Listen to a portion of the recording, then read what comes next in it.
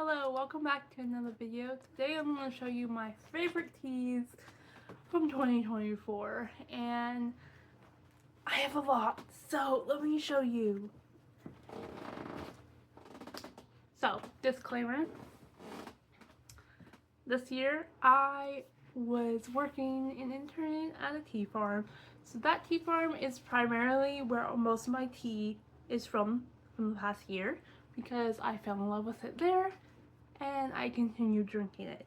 I'm trying to broaden my horizons a little bit this year. I have so much tea to get through, so I will not be drinking all the same tea. I also have a tea subscription from this tea farm. I will show you in a second that I drink from. So I do have a lot of tea from them, and just letting you know, this will be from Obubu. This is 10 of my favorite teas from 2024 that I fell in love with this year. Fell in love with last year. It's 2025 when I'm filming this. Let's start with black teas, and I have a few. This is the one section where Obubu does not conquer it. There's 2 Obubu teas in this. One is made by me, so I don't think that qualifies, but let's show off. My first favorite one is Natural Black Gokul. This tea is amazing, and if you haven't tried it, you need to. I love floral teas. It has a floral palette, but it also has a greeny palette. It's like such a good tea. It's a high shaded black tea, so that is very unique of it, and it's so good. But it's very floral, it's very nice, and I love it. Next up, I'm gonna do the Obubu ones first. This tea, and this is actually my tea, and I got the opportunity when I worked there in July to make my own black tea, and I did, and it's very sweet. It tastes like a honey. It tastes like if you put honey in tea and then the honey overpowers the tea. That's what this tastes like, in my opinion. So I'm actually aging a couple bags, and I'm also giving a couple bags to my friends because I made way too much tea. If you want to see any of these teas, I'll try to link each company down below. But Obubu doesn't sell this on their website. You would have to go to Obubu's store in Osaka, Japan to actually get my tea if you wanted to try. But yeah. So hojicha is black tea in Japanese, for those who did not know. And then I have a different tea. So this one is in Japanese. So I will put the name right here and also a link down below of the company name. But I will explain a little bit more about this tea because I don't want to mispronounce their company. But here's that. This is a sun-dried black tea, and it's so good. Excuse me.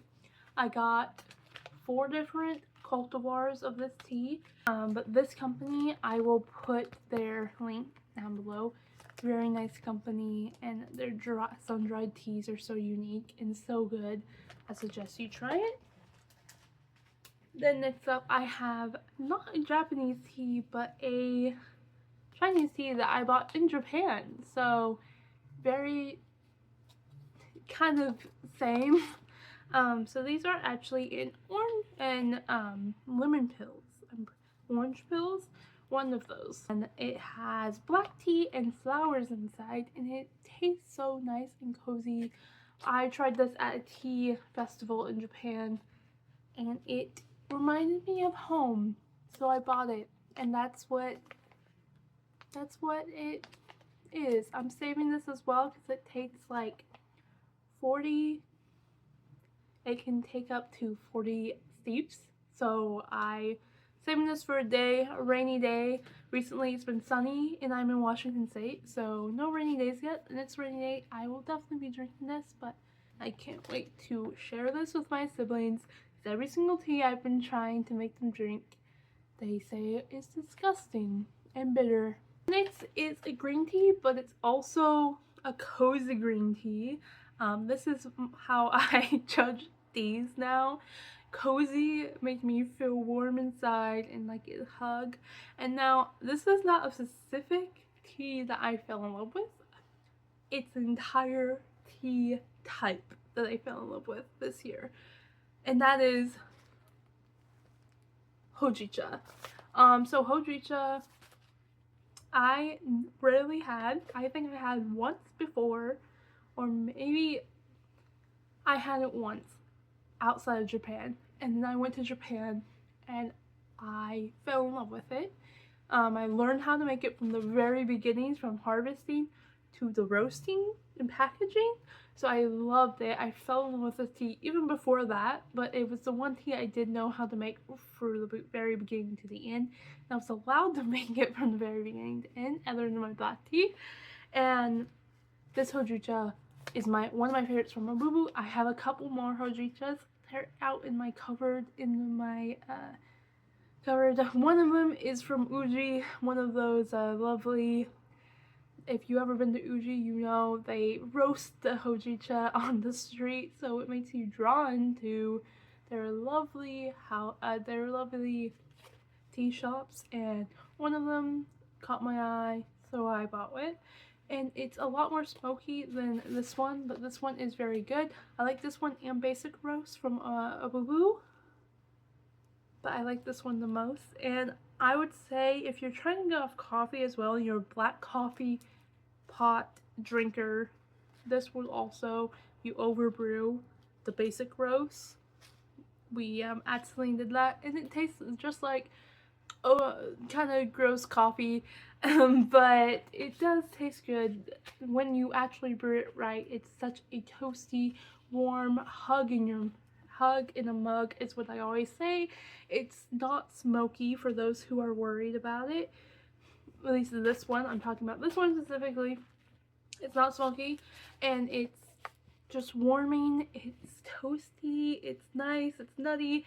It's just a nice green tea. It also has lower caffeine, so you can enjoy it at night, which is one of the perks I like about it, because when I was in Japan, we would always drink this at night because we're tea farmers and we wanted to stay up a little bit longer, and we didn't want to have green tea, so we didn't want to have super high caffeine tea, so we would have hojicha.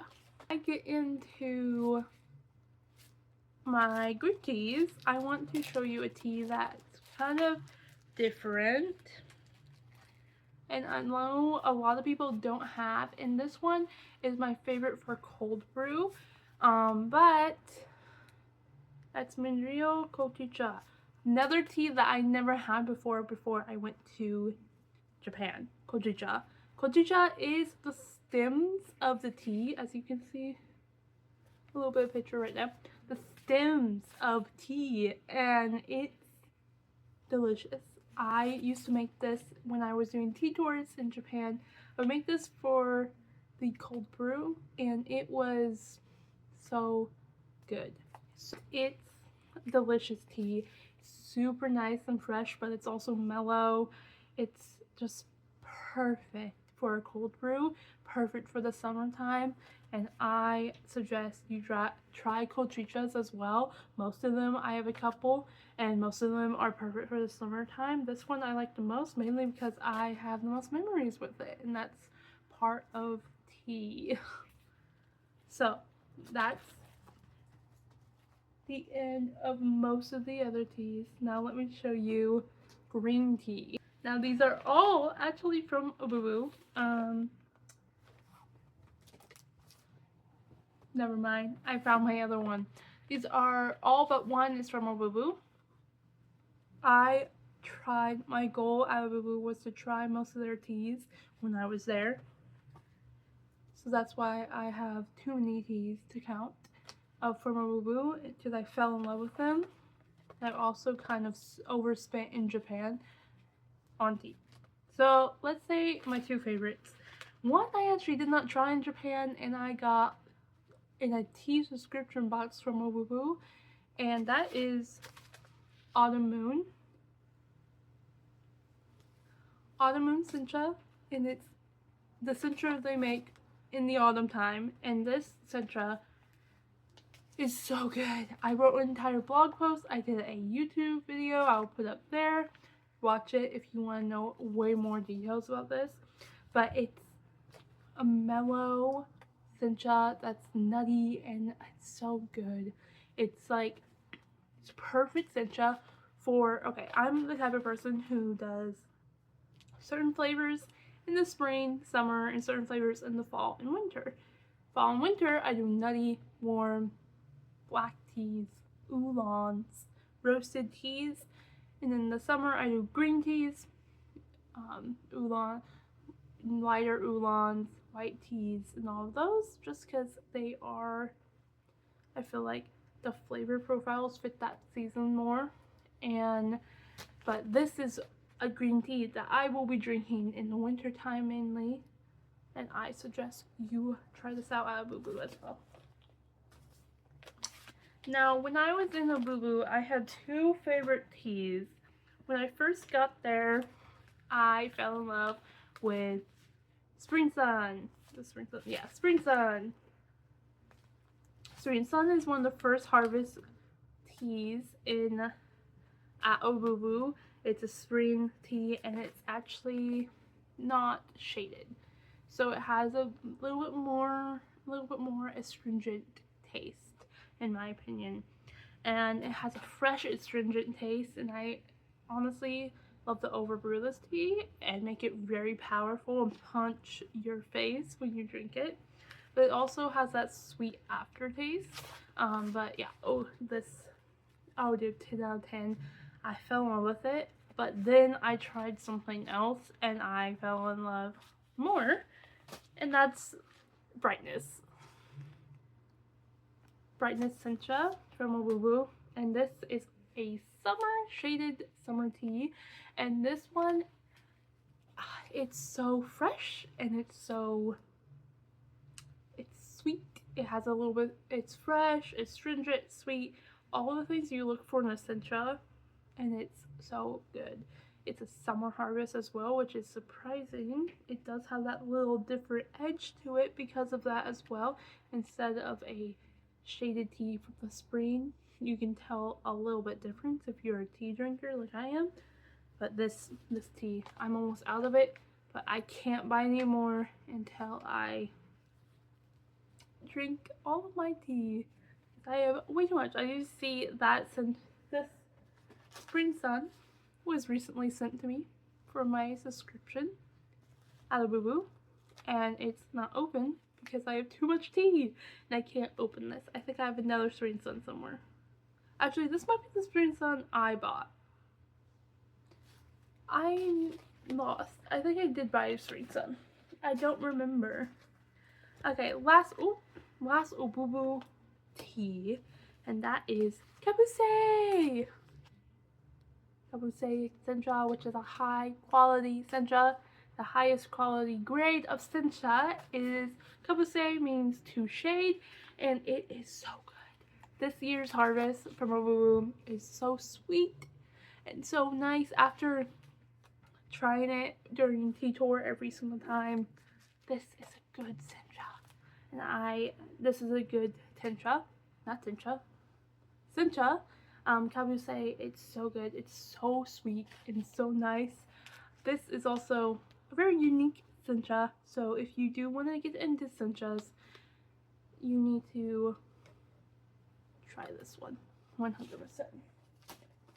This is a sencha I bought during Mother's Day in Japan, and all I know is it's the first harvest, and all it says is Mother's Day. So here's the packaging right here, and then it says first of the season in English, and yeah, that's all I know for this tea. I bought it in Wasaka the first time I ever went there, and it's so sweet and so light and so nice and airy. It's such a good tea. I love it, and that's why it's in my top teas of 2024. Favorite matcha. So I do have some Obubu matchas. My favorite one is Okumidori. Okumidori? Nope. Goko? Goko? Goko. I feel like I'm saying that wrong. From Obubu. I do not have that. I just finished that, so I do not have my Goko matcha right now. Deep steamed. This is a deep steamed tea that I got in Uji, Japan, but before that I tried via my friend. He also had it before that. But I bought this and my friend bought it because it's a deep steam tea, which meaning I'll make a video on deep steam versus non-deep steam, so it's a little bit more. But look up deep steam tea. It explains in Japan they steam their tea to stop oxidation, and some places steam it for longer and it makes it more green and vibrant. I just posted a video, I'll link it down there, of a deep steam tea, how to try it, how to taste tea like a pro. But that tea is a deep steam, so the color will be very vibrant green when you make it. This is a deep steam tea, and it's also completely in Japanese. I bought it in a Japanese grocery store, actually. But it was on sale, and me and my friend really did enjoy it. We drink it all the time, so we both bought one for 700 yen each. And this tea, I love teaching people about deep steam tea with this tea. I love it because I want to show them that, look at this tea. Why is it neon green, you ask? Well, it's deep steamed, and then I go on to explain deep steam tea to them. And I think it makes them like tea a little bit more as well, especially children. It looks like you're drinking like a insane drink. So yeah, very good. And that's it. That's not even half of my tea collection that I purchased last year. It's crazy that I spent so much money on tea last year. So yeah, what are some of your top teas of 2024? Please comment down below, because I would love to hear more suggestions in the future, not yet. And then yeah, like, comment, subscribe. Bye.